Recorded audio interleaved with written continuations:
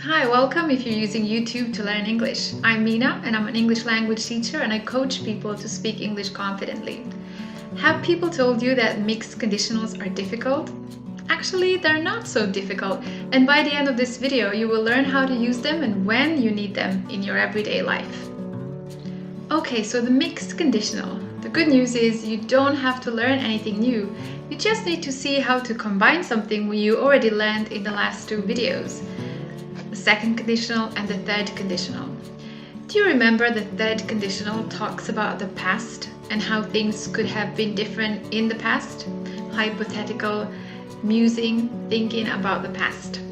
So let's see an example. Last weekend I went on holiday and I relaxed.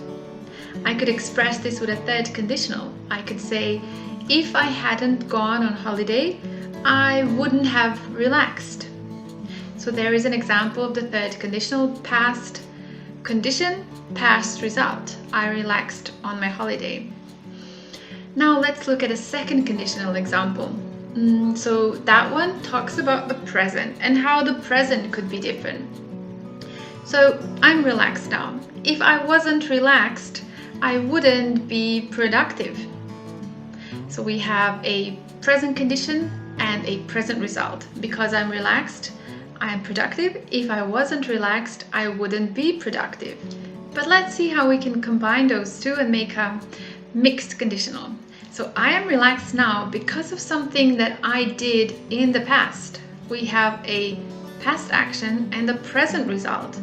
And for that, we need the mixed conditional. So if I hadn't gone on holiday, I wouldn't be productive now. Or I wouldn't be relaxed now. So we have, if I hadn't gone on holiday, the past conditional, the third conditional with had gone. If I hadn't gone on holiday, I wouldn't be relaxed now. With the present result, would be or wouldn't be.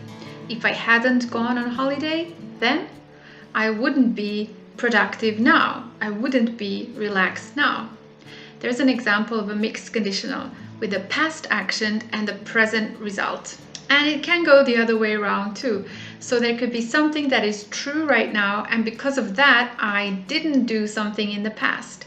So this is a present condition and a past result. Let me show you what I mean. So I don't speak Greek very well. I can say a few things, but let's say I don't speak Greek. If I did speak Greek, well, that would be great, but I don't.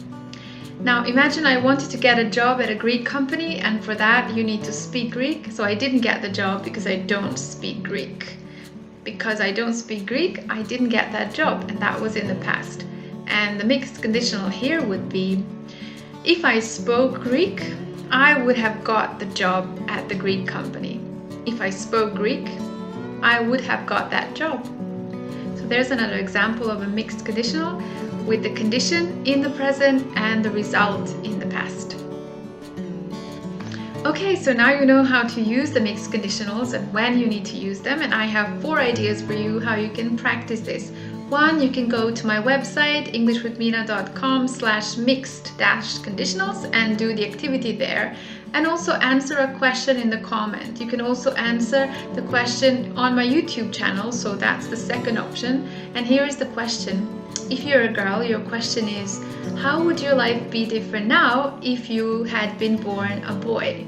If you're a boy, the question is, how would your life be different now if you had been born a girl? So something to think about and answer in the comments on YouTube.